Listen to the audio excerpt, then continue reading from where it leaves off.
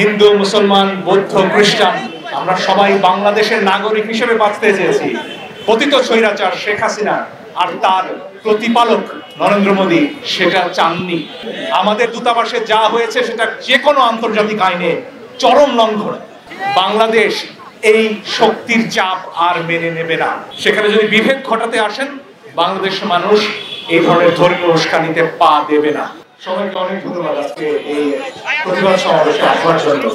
দেবাশিস চক্রবর্তীর কার্টুন যেমন প্রতিদিন আমাদেরকে উদ্বেলিত করেছিল, শক্তি দিয়েছিল, তেমনি ছোট্ট রিয়া গোপের বুকের তাজা রক্ত আমাদের আজকের এই স্বাধীনতার জন্য অনেক অনেক অবদান রেখেছে। সেদিন কিন্তু আমরা কেউ ভাবিনি তাদের ধর্মীয় পরিচয় কি।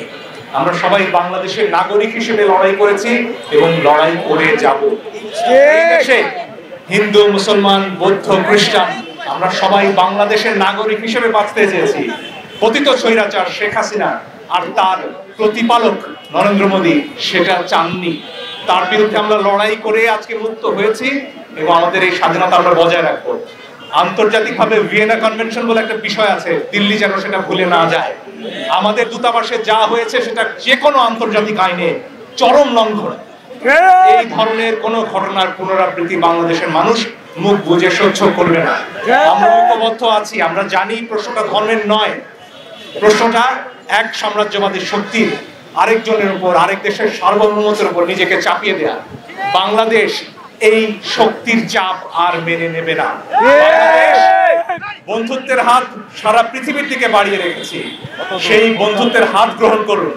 কিছু চাপিয়ে দিতে আমাদের উপর আর আসবেন না দয়া করে। বাংলাদেশ আর সেই বাংলাদেশ নেই যে বাংলাদেশ মুখ বুজে সব ধরনের অন্যায় চুক্তি সহ্য করবে, মেনে নেবে।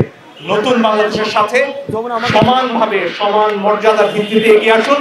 আমরা এখনো প্রস্তুত আপনাদের সাথে বন্ধুত্বের এবং একতার হাত নিয়ে এগিয়ে যেতে। কিন্তু সেখানে যদি বিভেদ ঘটাতে আসেন, বাংলাদেশের মানুষ এই ধরনের ধর্মীয় উস্কানিতে পা দেবে না। মানুষ ঐক্যবদ্ধভাবে আমার দেশের মানুষের অধিকার এবং বিশ্বের দরবারে আমাদের অধিকার আদায় করে নেবে। অনেক ধন্যবাদ।